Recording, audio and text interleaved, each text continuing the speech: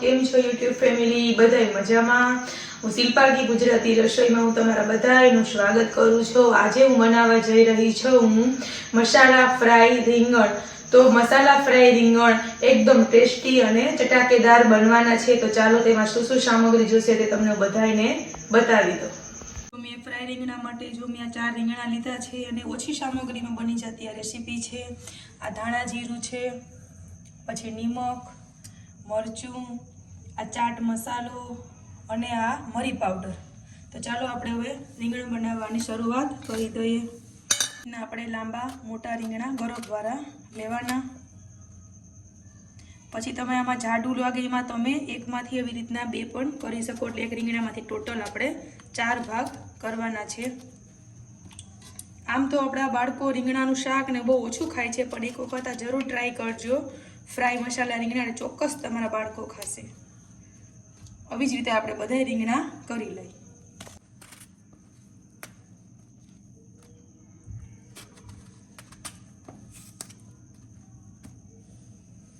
આપણે ગેસ ચાલુ કરી અને તેલ ગરમ મૂકી દેવાનું છે। આ મેં પાણીમાં થોડીક વાર આ જો રીંગણ ધોઈ એકદમ સરસ ના લોહી અને હવે આપણે આમાં આવી રીતના ચેકા કરવાના છે।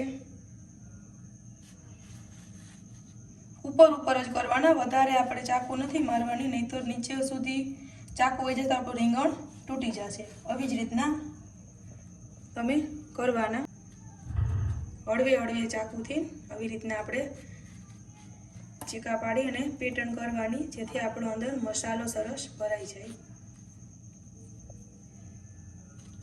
આવી રીતના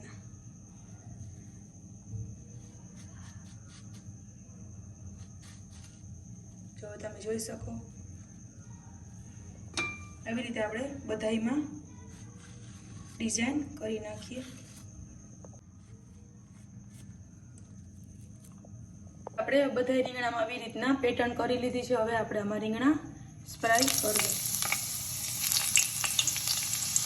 મીડિયમ ગેસ માટે કરવાના છે, જેથી આપણો એકદમ બ્રાઉન કલર। આપણા રીંગણા એકદમ સરસ કડક થવા માંડ્યા છે હજી, અને આપણે 4 થી 5 મિનિટ સુધી ફ્રાય કરવાના છે, જેથી એકદમ બ્રાઉન કલર આવી જાય।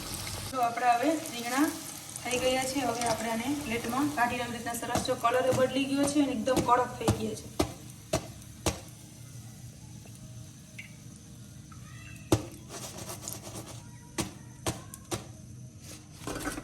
હવે આપણે આવી જ રીતે બીજા ફ્રાય કરી લઈએ। ચાલો હવે જે આપણા ફ્રાય રીંગણા છે તેને આપણે આવી રીતના કાગળ રાખી અને આવી રીતે રાખી દેવાના, જેથી આ તેલ છે તે બધું એકદમ સોફ્ટ રીંગણા થઈ જાય। પછી આને આપણે જરાક લૂઈને પછી આનો મસાલો બનાવીશું।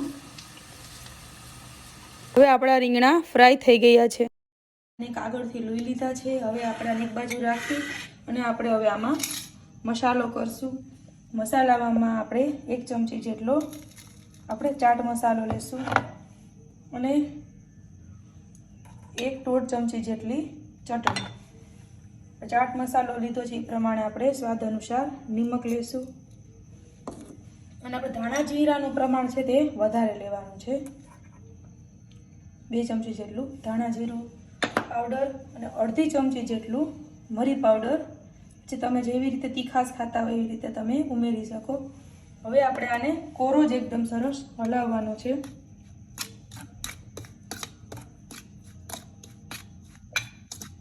આપણે આવી રીતના બધોય મસાલો આમાં ભરી લેવાનો।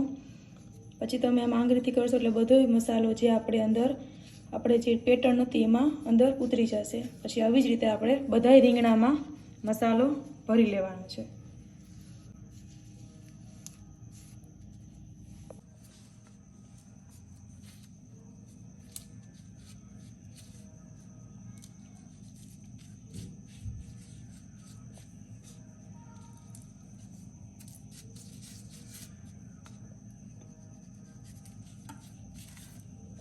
હવે આપણો બધો મસાલો આમાં બધાયમાં સરસ થઈ ગયો છે। હવે આપણે આને પાછા એકદમ કડક કરવાના છે, એના માટે આપણે તવામાં તેલ વળી પાછું મૂકીશું। હવે આપણે આ રીંગણા પાછા કઢાઈમાં મેં જરાક હિંગ રાખી છે। હવે આપણે બધા રીંગણા પાછા અંદર શેકવા મૂકી દઈએ।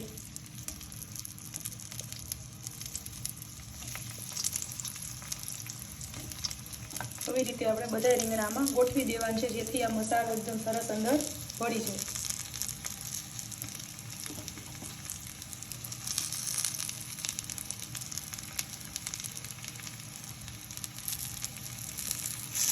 આવી રીતે આપણે પછી એક એક રીંગણ લઈ અને ચેક કરવાનું, જેથી એની નીચેની જે છાલ છે એકદમ આવી કડક થઈ જવી જોઈએ.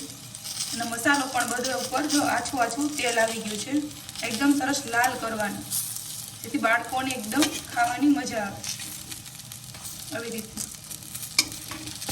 જો હવે તમે જોઈ શકો કેટલો મસાલો અંદર ઉતરી ગયો છે. છાલ ભરી જાય કે કડક થઈ જાય તો મૂંઝાવાનું નહીં, મસાલામાં ચડી જાવ છે, નહીંતર આ મસાલો કાચો લાગે છોકરાઓને તો મોઢું પણ આવી જાય. એટલા માટે આવી રીતે મસાલો બધો અંદર ચડી જવો જોઈએ.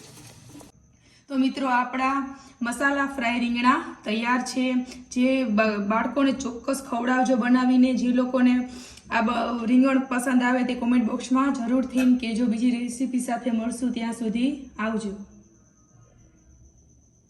તો આપણા ફ્રાય રીંગણ તૈયાર થઈ ગયા છે. જે લોકોને ફ્રાય મસાલા રીંગણ પસંદ આવે તે કોમેન્ટ બોક્સમાં જરૂરથી કહેજો. અને મારી ચેનલને લાઇક કરો, સબસ્ક્રાઈબ કરો, શેર કરો અને બેલ આઇકન દબાવવાનું ભૂલતા નહીં, જેથી મારી નવી રેસીપી તમને જોવા મળશે. બીજી રેસીપી સાથે મળશું, ત્યાં સુધી બધાય આવજો.